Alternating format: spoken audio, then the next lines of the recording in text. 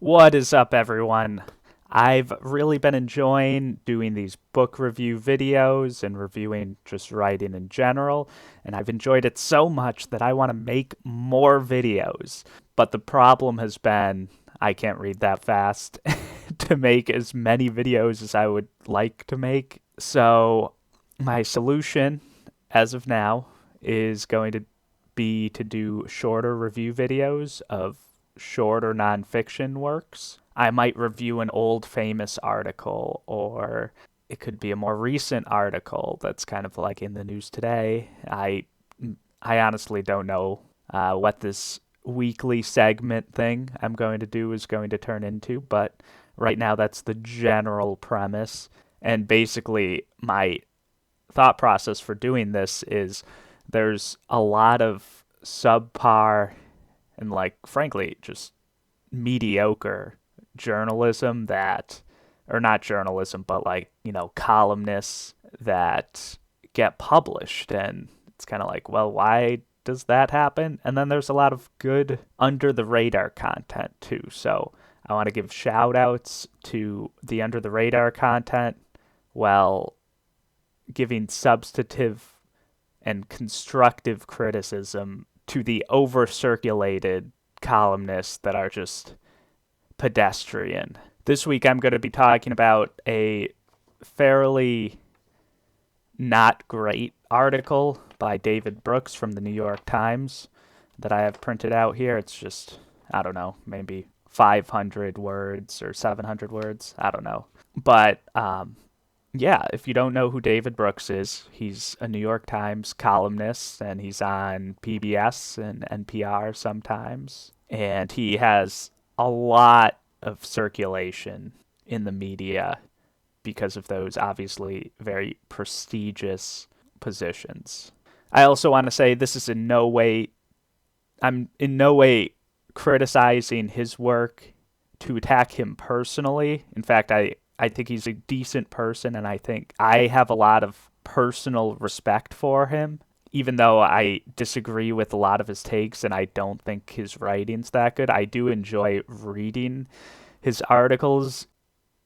I know this is a different day, so I'm wearing different clothes now, and the lighting is different, but yes, sorry, where was I? Oh yeah, David Brooks is the butt of many jokes on the internet, literally.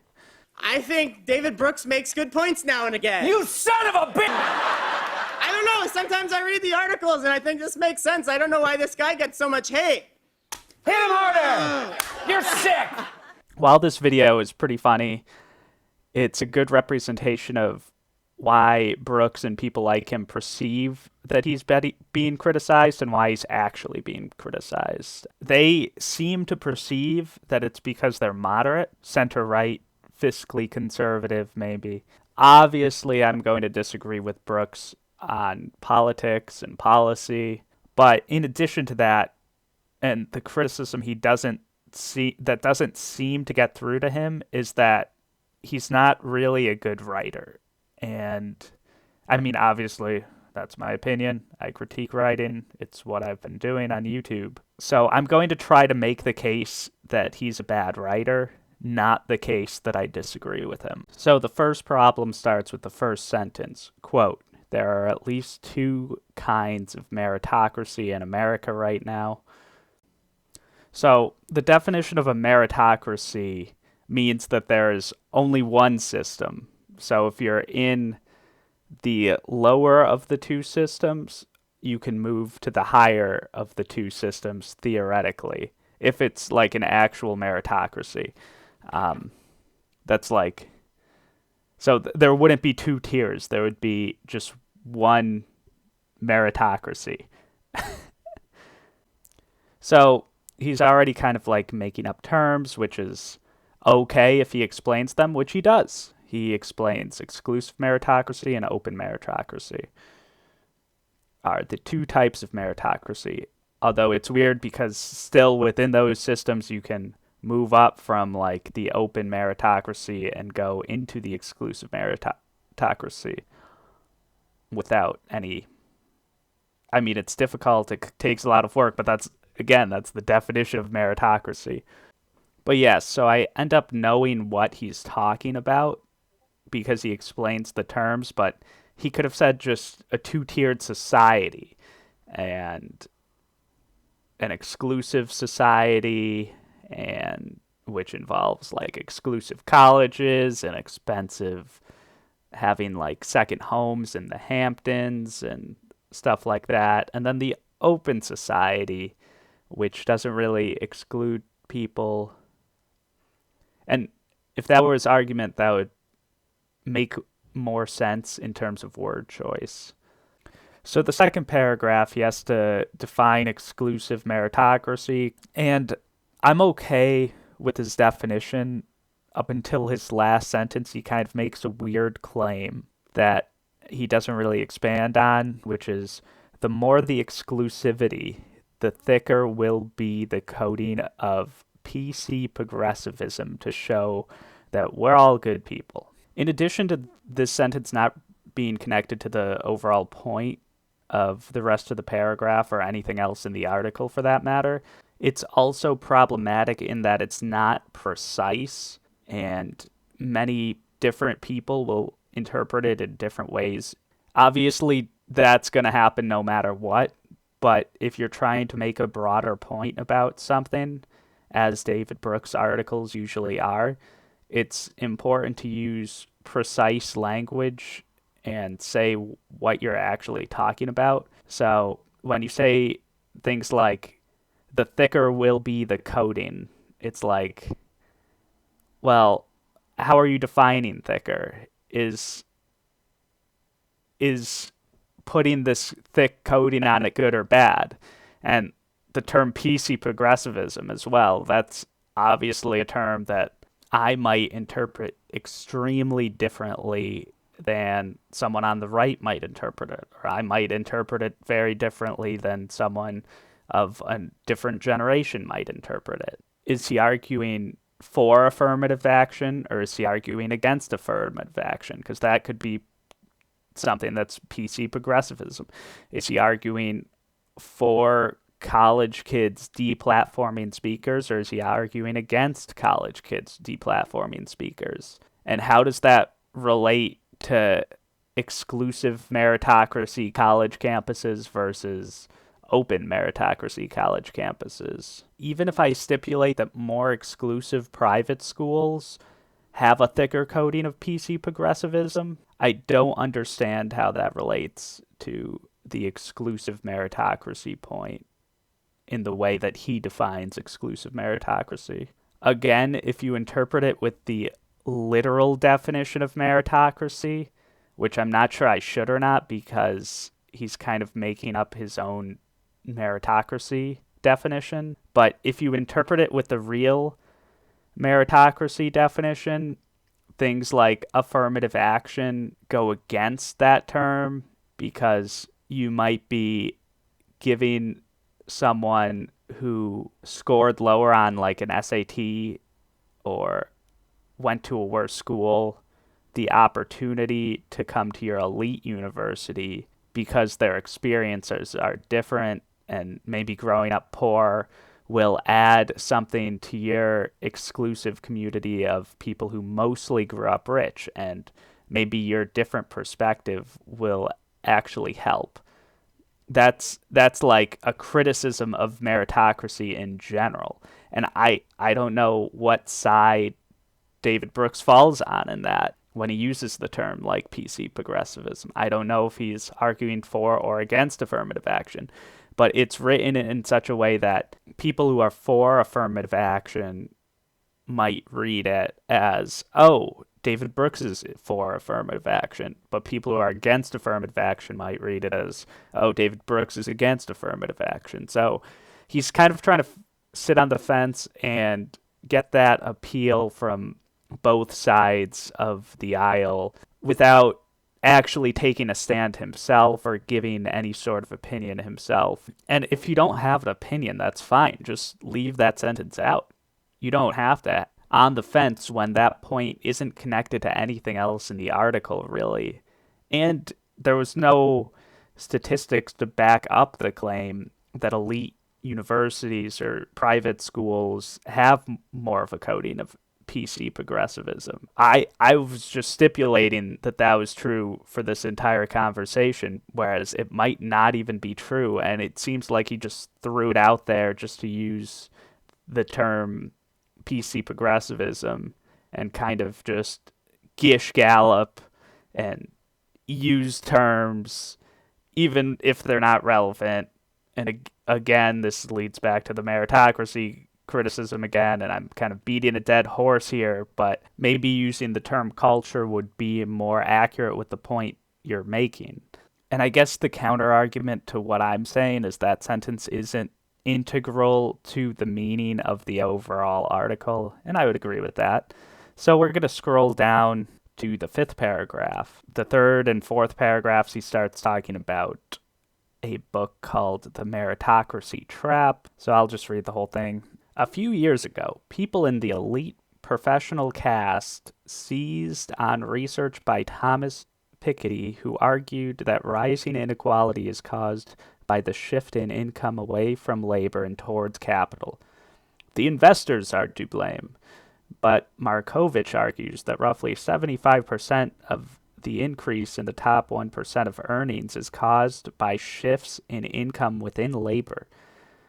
These highly educated professionals attract vast earnings while everyone else gets left behind. A cardiologist used to earn 4 times as much as a nurse. Now it's 7 times as much. Now we're going to take out the fluff and put the most 2 important sentences on the screen. The first sentence and the 3rd sentence. So it's very difficult to do this type of statistical analysis in 2 sentences. But if you do statistical comparisons like this in just 2 sentences, you really have to compare apples to apples. The first sentence doesn't have a statistic to compare to, and then the second sentence uses a statistic that says 75% of the increase in the top 1%'s earnings is caused by shifts of income within labor. And I'm going to assume that's over some period of time.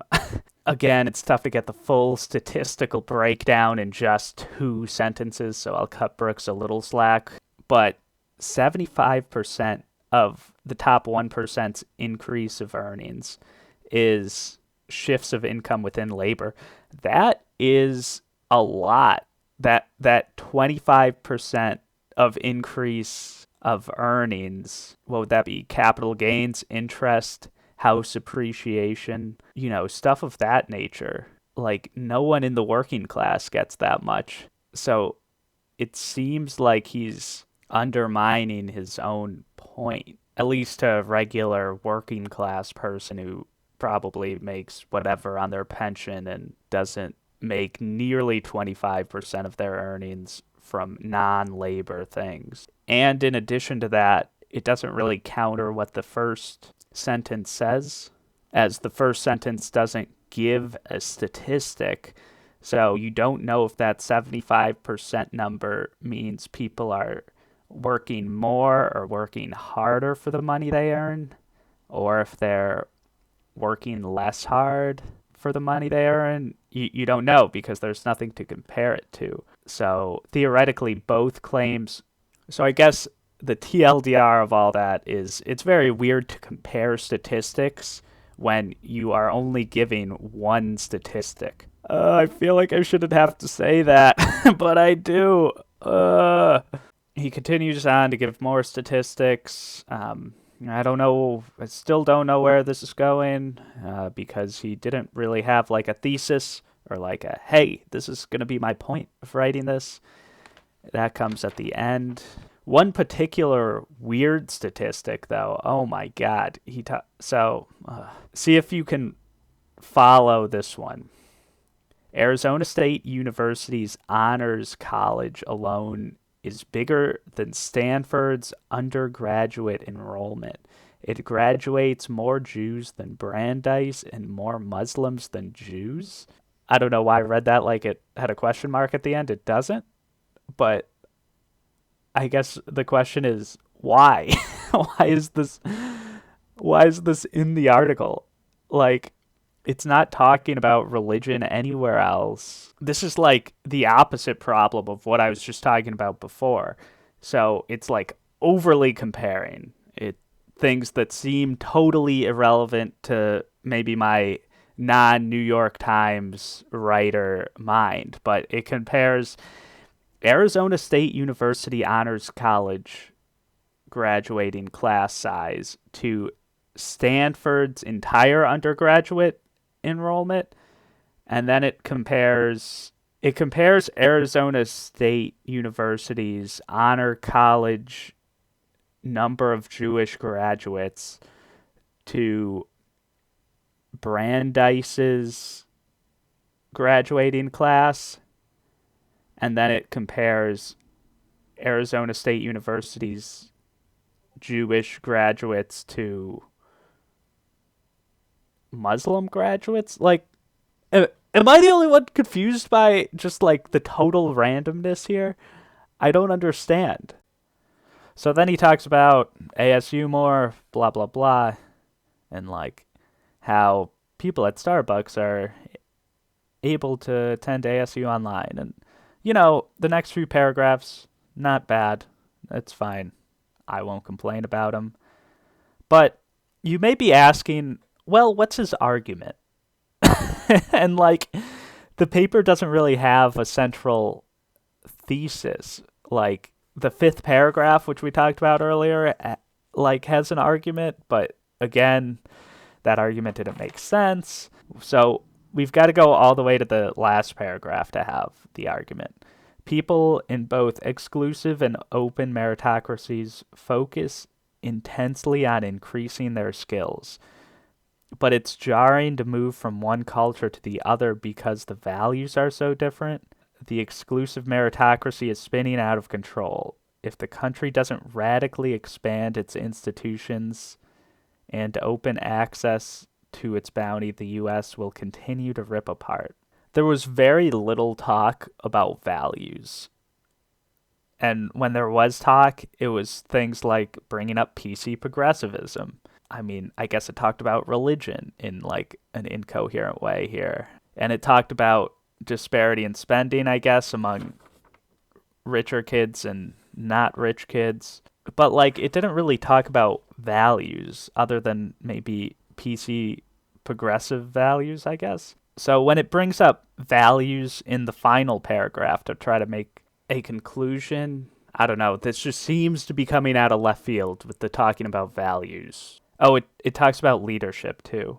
It talks about leadership in relation to the open meritocracy, but it doesn't talk about it in relation to the exclusive meritocracy. So I'm not really sure what the difference in values is. Maybe if I were part of the exclusive meritocracy, I would understand just by living through it. But since I'm not, I literally don't understand. I know Brooks is like a Yale person, so he probably understood it himself more when he was writing it than I personally am understanding it right now. And again, not to be mean, but that's like the sign of subpar writing, where you think everyone understands your point of view already, so you don't explain your point of view.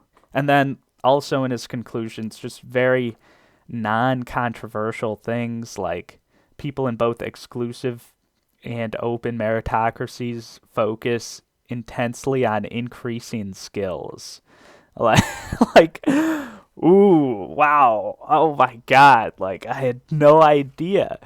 But like, I don't know, maybe, I guess in Brooks' defense, maybe he literally didn't know that because he was such a part of the exclusive meritocracy that he didn't know that people in the open meritocracy also try to increase skills. It seems super obvious to me as someone who went to a public college, but it just seems so obvious.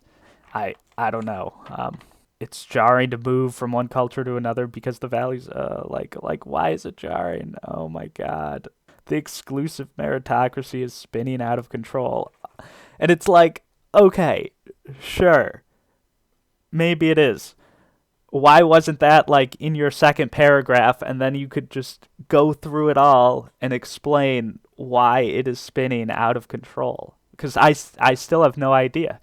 Like that's his conclusion. Great, but he has no solutions. It's kind of like those people who will talk about like, oh, like I'm not like one of these climate change deniers. Of course, like it exists and we have to do something about it. Oh, okay. Like, what do you want to do?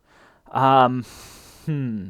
Like I want to start an initiative for small businesses to transition from plastic straws to paper straws, and it's like, okay, fine. I guess that's helpful, but it's like, are you in favor of like a mass program to change from like coal and fracked gas to oil? And it's like, whoa, like not that much spending. And it's like, okay, then like we aren't gonna actually solve the problem. You're just saying it's a problem and you want credit for saying it's a problem, but you don't pose any solution.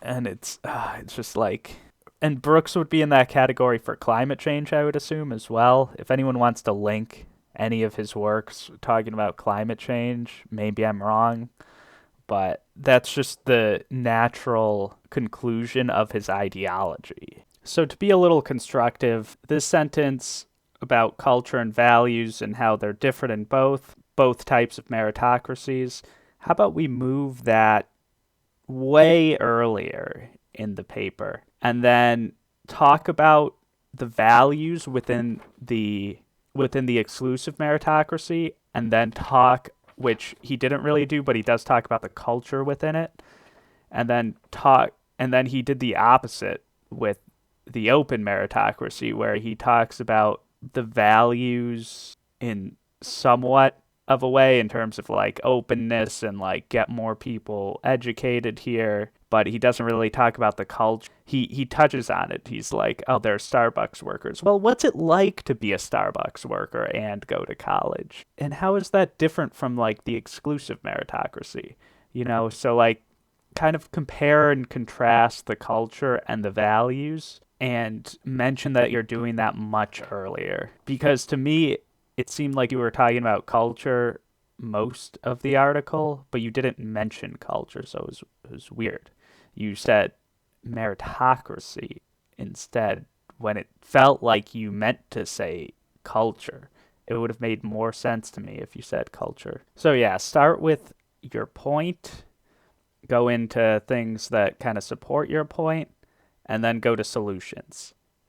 That would be good. Instead of like weird defining words that don't exist, and like really you can use a different word and be more accurate with what you're talking about, into totally bizarre random facts that don't really have much to do with the rest of what you're talking about, into finally getting to your point without actually addressing any sort of possible solution. If you aren't giving some sort of constructive idea on what we should do about some issue, then why? Why? Like, why are you writing? I don't know. I just don't know. Oh my God. It kind of goes into his ideology of just, or not ideology, but go-to strategy of fence sitting to try to appear ideologically in the middle, basically. That's just my opinion, but I don't know, whatever. It's not a good way of writing. So yeah, that's my video. Tell me what you guys think. Hopefully it helps someone. But like, if David Brooks sees this video or something, which he won't, but if he does and it like helps him write better, then that's like, that would be amazing. And again, like, I'm not trying to be like an a-hole to Brooks, or I'm sure I'll do one of these about like Jennifer Rubin or whoever. I'm not trying to be mean. I'm a critic, so like I guess I am trying to be mean. I don't know. Maybe I don't have the right mentality to be a critic. But yeah, nothing personal. This is just what I do. Much love to everyone, even if I criticize you heavily. Like, subscribe, comment, follow. I don't know. I'll put my Twitter so you guys can follow. Thank you for watching. Bye.